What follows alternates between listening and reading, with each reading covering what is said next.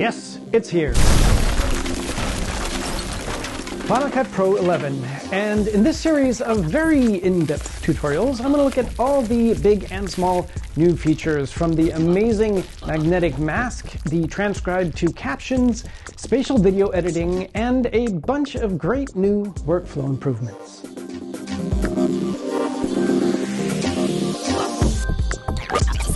I want to start with what I'd say is pretty much the tentpole feature of version 11, as they say, the all-new AI-enhanced magnetic mask.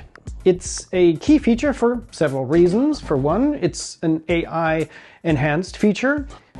You know, that thing Apple is supposedly so behind on, where I've even heard some people suggest they might be using the masking from others, such as Meta or ChatGPT. Yeah, no. I won't even go into why that notion is ridiculous, but rather just say that this feature is amazing. Oh, and version 11 requires macOS Sonoma 14.6 or later, by the way, but at least in the case of the magnetic mask, not an Apple Silicon Mac, unlike some of the other features. So Intel users are still welcome. As we'll see, this is by far the fastest, most intuitive, and user-friendly implementation I personally have ever seen. So let's see what I mean, and be sure to stick around for some power user tips that I'm sure you won't see elsewhere. And I'd love to hear your thoughts down in the comments. So anyone who watched my video on the scene removal mask will know that a machine learning enhanced mask itself is actually nothing new to Final Cut Pro. If you haven't seen it, I'll put a link in the description where you'll see that while it's amazing, as well as outperforms the alternatives that were available at the time in terms of speed, quality, and more, it also has some unfortunate and impractical limitations. First and foremost, it required your shot to be static, as well as it needing a so-called clean plate of your scene for it to work as expected. Well, I think it's now obvious that that was the first step in the direction that this was meant to go, and equally as obvious that it won't stop here. In any case, as always, there are multiple clever and useful ways of applying and using the magnetic mask depending on your needs. The seemingly simplest and most straightforward way is to go to the Masks and Keying theme in the effects browser and drag the now new magnetic mask filter onto your clip in the timeline as you would with any other effect. Or, with the clip selected, go into the Auto Enhancements menu under the viewer, select it from here, or as we can see, use the now new shortcut Control-Command-M. Whereby, as I have mentioned in previous update videos, you will not have any of the new keyboard commands if you are using a custom keyboard layout. But you can look up any command in the command editor with Option Command K and apply whatever keyboard shortcuts you like, or simply the default by selecting the command and pressing the preferred shortcut. So whether you drag the effect to the clip or hit the shortcut, either trigger a few things. For one, if you look in your timeline, the clip that you applied the magnetic mask to expands vertically to show the new magnetic mask editor. Something that will look familiar if you have ever used the tracker or edited a clip that was shot in cinematic mode, for example. Both of these features have their respective editors, as you can see if you right-click on any given clip in the timeline. In the case of the cinematic editor, it is, of course, only active and selectable if the clip was, in fact, shot in cinematic mode. But aside from that, the viewer gets two rows of buttons along the top, of which only a few are active. By default, the little plus button on the left is selected. This is for adding control points to your mask selection. Looking over to the inspector, we can see that not the actual effect is selected, but rather the connected mask that we are about to create. We'll get to the significance of that in just a second. If we hover the mouse over the image, we see that the cursor is an eyedropper with a plus. I'll skim through the clip, one that I chose because it has a lot of motion in it in every possible way. There are 3 people running into the frame, and the camera is handheld and moving wildly. First, I want to skim to a frame where when I want to mask, in this case the 3 people, are fully visible and place my playhead here. Now, all I need to do is click what I would like to mask. I'll start with the gentleman in the middle and simply click with the eyedropper somewhere on his body. And boom! A selection marquee appears around him, and a semi-transparent, in this case the default red, mask appears as an overlay to show me the area of the selection. In addition to that, a keyframe is created in my magnetic mask editor in the timeline to show me where I set a or multiple control points, and with that a mask reference frame. Skimming through the clip again, we can see that anywhere outside of the reference frame, the mask disappears. That's because my selection needs to be tracked to the rest of the clip. Anyone who has used Final Cut's tracker before will be familiar with most of these buttons and the general procedure. If this was all I wanted to mask and am happy with the selection, I could simply click the Analyze button that has now become active at the top left of the viewer, along with all the others. But I would also like to include the two ladies to the left and right of him. And there are two ways I can do this, depending on what I need. The first option is, of course, simple. I can just add additional control points to both of them to expand the existing mask and click on each with my plus eyedropper. I'll intentionally click somewhere on their legs, for example, to show that if any part of them is not initially included in the selection, I can simply click again with my plus eyedropper in the area that I would like to include. And I can do this as often as I like. Once I'm happy with the selection, I could click the Analyze button. But just to keep the suspense up a little more, I'd actually prefer individual masks for each. So I'll hit Command Z to remove the last control points for the two ladies. And again, there are multiple ways of adding additional masks. I can either go to the magnetic mask filter in the inspector and hover over the title bar, which exposes this button for creating masks. Here, as always, we are given the usual two options of adding both a shape and color mask, but now we have a third option. We can add an additional magnetic mask. At the same time, if we look up at the top right of the viewer, there is also a button here next to the reset button for creating any number of additional masks. In this case, of course, only magnetic masks. I'll click it, and again, several things happen. Looking at my clip in the timeline, we can see that it now says Magnetic Mask 2, and an additional analysis track has been added. In the inspector, we see a second mask that is now selected and is green. Obviously, I can click on either of the color swatches to choose a different color if I need to.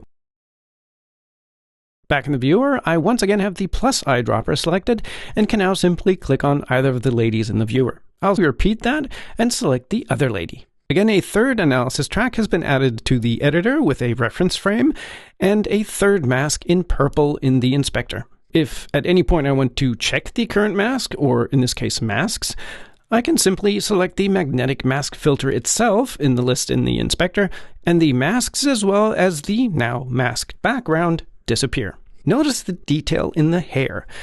That's pretty amazing in my opinion. Of course, the real proof is the quality of the mask over time. But again, skimming to the left or right of the reference frames shows me that no other frames have been masked, because I need to track my selection throughout the entire clip first. And since I have 3 masks, I have to do that for each mask individually. I simply go into the inspector, where I think I'll even rename each mask to man, woman left, and woman right, respectively. And we can see that selecting an individual mask loads both the selection contour as well as the associated control point or points into the viewer. If I only want to see the mask overlay and control points without the contour, I simply click the button at the top right of the viewer marked with this little selection box. And if I only ever want to see the overlay for the currently selected mask, I simply deactivate the button to the right of it with the layers icon. If I want, I can also adjust the feather for each mask individually. But this is also something I can do at any point later on, and it's even keyframeable. Now I can finally track my masks. Selecting any one of the 3, which I can do either in the inspector or in the magnetic mask editor in the timeline if I prefer, the controls reappear in the viewer, and just as with the motion tracker, I can simply hit Analyze, which will track the mask starting at the current position and track to the end of the clip, then return and track to the beginning. But I can, of course, manually track in either direction individually with either of the double arrow keys next to the Analyze button. While it tracks, you get a preview with the contour and overlay of what it's tracking. This way, should you see it deviate from the object you're trying to track, you can simply hit the Escape key at any time to correct it if you like. But as we can see, it's doing a pretty amazing job, and at a more than respectable speed. I'm showing you the first track in real time, and this is just an quote-unquote old M1 Max. If you have a newer Apple Silicon machine, especially one with more and or faster neural engines, it will obviously be that much faster. Once all 3 tracks are finished, I can simply select the magnetic mask effect in the inspector and review the clip. I don't know about you, but I'm impressed, especially since I didn't have to edit a single frame. Even the flying hair was taken into account and has a perfectly feathered mask. I can, of course, go in and shrink or expand the mask with the feather slider for each mask individually if I like, to get rid of the slight outline, for example. But looking at the individual masks, I'm especially impressed with the fact that some of the object occlusions are perfectly taken into account. For example, in the beginning, the shirt of the man covering the woman to his left, or the obscured arm of the woman on the right later in the clip. And they were all tracked all the way out of the frame without issue. Pretty damn cool. Now, as a very simple example, I can simply look for an image, clip, or maybe one of the dynamic backgrounds, and position it under the clip to have them run across a colorful background. Or I could activate and deactivate each mask individually and export them with an alpha channel for use elsewhere. Or you can give them an outline with my very simple stroker filter, for example, that I've put together using the, surprise, surprise, stroke filter from Motion. Then simply adjust color, width, offset, etc. to your liking. And since I have 3 masks, I can also just make 3 copies and give each a different outline by deactivating the masks of the other 2 in each instance. And by the way, I'm making this effect absolutely free, and you can find a download link in the description. Or even insert a title between or behind them for an added effect. So clearly, the masking opens up a lot of new possibilities. But if much more creative and feature-rich outlines are worth a few bucks to you, then I highly recommend getting my friend Brett's Outliner FX plugin, which gives you a bunch of options for applying various stylized and animated outlines. But you also get a bunch of shape presets along with it too, so very well worth it. And while he gave me a free copy to check out, I'm telling you about them on my own accord because I like them so much. I just think he has some really great stuff and a bunch of other really cool plugins. But this one is, of course, particularly useful for this case. You can find a link to his page in the description as well. Okay, but what if I don't want to simply cut them out, but want to use the mask to apply an effect to them? Maybe a blur, a glow, or a color correction?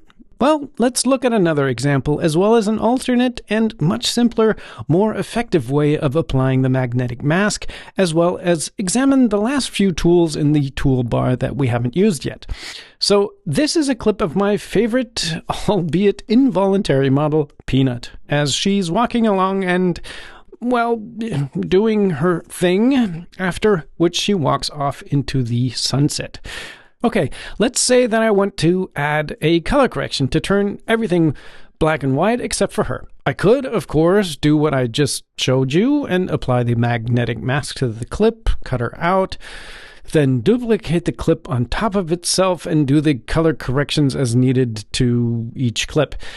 But that is, of course, horribly convoluted and inconvenient. Which is why Apple, of course, came up with a way of simplifying the whole procedure. Remember, I showed you the mask menu for the magnetic mask where you could add any of the 3 mask types. Well, I don't know how many people know this, but almost every single effect in Final Cut's library has this exact same option. Ironically, the draw mask, for example, is one of the few exceptions. I guess we now know why. To show you this, I've applied 3 random effects to this other clip. Looking in the inspector and mousing over the title bar of each effect, you can see that the menu for applying masks appears for each one. In other words, you've always been able to limit an effect to a shape or color mask. But clicking on the menu shows us that now the magnetic mask has become the third option. Of course, any given color correction is also in effect, and therefore I can also add one of the three masks to isolate a selection of the image to which I want to apply the correction. Okay, so now you're probably thinking, cool, then I'll just apply my color correction or whatever else filter and create a magnetic mask as shown in the previous example and go from there. And sure, you could do that, but there's a much easier and more brilliant option. Anyone who has watched my videos will probably know that until now, if you dragged any given effect directly to your viewer onto a clip, the motion tracker would be invoked and it would look for objects, faces, etc. to latch onto and apply a shape mask that you could then track. Like this. Well, this behavior is no more, at least not by default. Going back to my video of Peanut, as of version 11, if you drag any given effect, I'll use the color wheels effect, into the viewer, Final Cut now doesn't create a shape mask to track, but rather the new magnetic mask. As I drag my effect across the image, I see the mask overlay as it recognizes potential objects and surfaces to create the mask from. So now, once I release the mouse, the effect is applied and a magnetic mask is created. Just as with the motion tracker, I simply click the Analyze button at the top left and we see how Final Cut applies the mask to the end of the clip and then backward to the beginning. By the way, I intentionally panned the camera a couple of times so that she disappeared out of the frame because I wanted to see if that would affect the mask or tracking. Well, once it's finished and I skim through the clip, we'll see that it, in fact, did an amazing job. And the fact that she disappears out of the frame doesn't faze the tracking of the mask one bit either. She's tracked perfectly in and out of the frame. And looking at her tail also shows an amazing amount of detail around the individual hairs. Only toward the end, as she gets smaller and smaller, does the mask lose some of the detail. But I've actually tried other auto-masking apps and plugins, and all of them lost her altogether in the last seconds of this clip. So, what can I do to refine the mask? Well, I can simply go to the frame where the selection is too large or small, for example, here where part of the path is included between her legs, but this time select the minus eyedropper. With it, I just click on the area that I want to exclude from my mask. With that, a new red control point is added instead of a green one, signaling that it's a subtraction and not an addition. At the same time, I get a new reference frame in my magnetic mask editor above the clip in the timeline. Of course, as with the initial reference frame, this change only applies to this frame. Moving my playhead one frame to the right brings the old selection back. So now I either have to reanalyze the track from here, but of course only going to the end of the clip, or if I only want to correct the mask for a few frames, maybe because it is otherwise fine, I can also use the single frame analysis, which are the two buttons to the far left and right of the Analyze button. Because if I reanalyze the entire clip, my previous track and reference frame are overwritten, which may not be what I want or ideal. I'll undo. Using the single frame analysis adds a little white line in the analysis range signifying a single keyframe, not a reference frame. This is significant because once I have one or more reference frames, the left and right arrow keys at the top left become active, allowing me to jump to and from any reference frame or frames I might have. It does not jump from keyframe to keyframe. And speaking of the magnetic mask editor, if I float my mouse over the blue bar, which defines the analysis range, I get the range selection tool. With this, I can select any section of the magnetic mask's analysis range, after which the option to delete it appears. Something I might want to do because for some reason I might not want the mask active at that moment, or I simply want to reanalyze a particular section. Once I'm happy with the mask, I can simply return to the inspector, go into the color inspector, and, for example, raise the saturation for Peanut. And by switching over to the outer mask, I can reduce the saturation for everything outside of the mask to make it black and white. Super quick and easy. And finally, there are two additional tools for editing your mask. The brush tools that you'll find underneath the Analyze bar. Here too, you'll have a plus and a minus version that I'm assuming is self-explanatory. So here, I've already applied the magnetic mask to this clip, and I want to mask out this gentleman going in for a body slam for color correction and maybe an effect. For this, I want to show you what I think is a very helpful technique when you have a subject or object that is obscured by other elements or even intersects with them, such as, in this case, the rope and the other wrestler.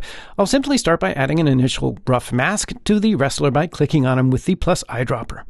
And, by the way, as a little power user tip, you can easily switch between the plus and minus eyedropper by simply pressing the Option key, saving you a lot of mouse mileage by not having to go to the top left of the viewer every time to switch. I'll also leave any excess selections the way they are for now. Once I've defined my reference mask, I can go to the inspector, and since I'm using the magnetic mask by itself and not as part of an effect, click the title bar of the magnetic mask to view the mask that has been created. Or click the View Masks to switch from the regular image to the mask alpha channel.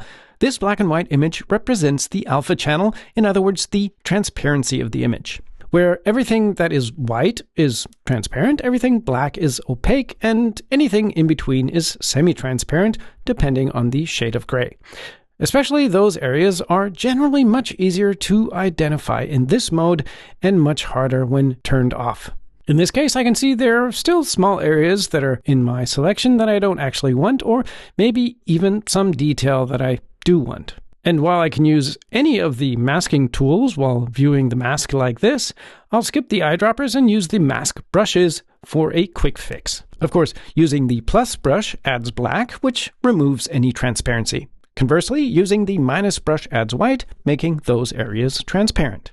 Again, just as with the eyedroppers, pressing the Option key inverts the selection to the plus or minus brush, depending on which you are currently using, whereby a white circle signifies the plus brush and a black circle the minus brush. Once either are selected in the viewer, you can also see that a slider appears to the right of the two buttons. With this, you can increase or decrease the size of the brush. But not being able to see the size of the brush as you are sliding back and forth can prove to be inconvenient and inaccurate. But this is where yet another little power user tip comes into play. If you float the circle representing the brush size over your image and then click anywhere while holding the Shift key, an additional red circle appears. And if you drag the mouse up and down, you will see how it resizes. Looking at the slider tells us that this is adjusting the size of the brush. Once you find the size you need, you simply release the mouse and the selected size is applied as the brush. With it, I can then go in and refine my mask as needed. I can go in and remove this section of the rope that has been included in the selection, for example, and manually refine the mask around his feet, and so on. But there's actually a much easier solution, something that can potentially make a cleanup such as this exponentially easier depending on the subject being masked, because maybe I simply didn't select the most ideal frame for my reference frame. So after showing you all that, so you can understand all the tools, I'll actually undo my changes and return to the regular image and my initial contour and mask. At this point, something that is always worth trying is the single frame analysis in either direction after selecting your first possibly imperfect reference frame. Because if I hit the single frame analysis to the left, for example, we can see that Final Cut takes a new guess at what it is I'm trying to mask using AI, and the selection refines itself. The rope is suddenly excluded, and his feet are perfectly masked. And once I've found the selection I prefer using this technique, I just hit the Analyze button to track that selection across the entire clip. And we see that my initial not-so-perfect reference frame is overwritten with my new one. And again, I can skim through the clip and go in with either the eyedroppers or brushes as needed. But this has already worked really well. Of course, how well this works on individual frames or even entire clips depends on various criteria, such as the type of object, amount of movement, resolution, any occlusions, etc. So one can't expect this to work perfectly in every given situation on the first try. Some cases can be more finicky and possibly need more fine-tuning. But I actually want to quickly show you another technique, one that can prove to be much easier and faster for situations like this, where the mask, for example, gets confused about where one guy starts and the other guy ends. An understandable mistake if you ask me. Or maybe there are a few frames where the red rope isn't masked out, or I simply want to make sure it doesn't pop in at some point. You could, of course, simply go through the entire clip, frame by frame, to check this one mask, and use your eyedropper and brush tools to make corrections. That could, of course, prove to be tedious and time-consuming.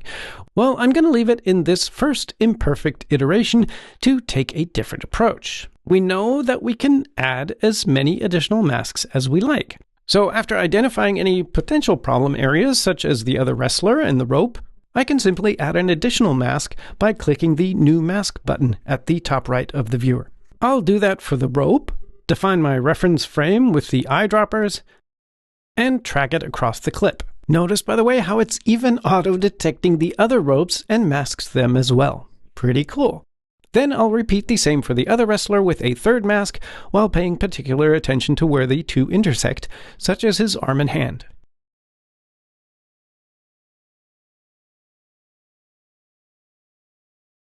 Once finished, I can go back through the clip and make any small corrections or adjustments that I need using the Show All Masks button at the top right, or the View Masks feature as before. Once I'm finished, you may ask why I would want to expand the mask if I only want the one wrestler.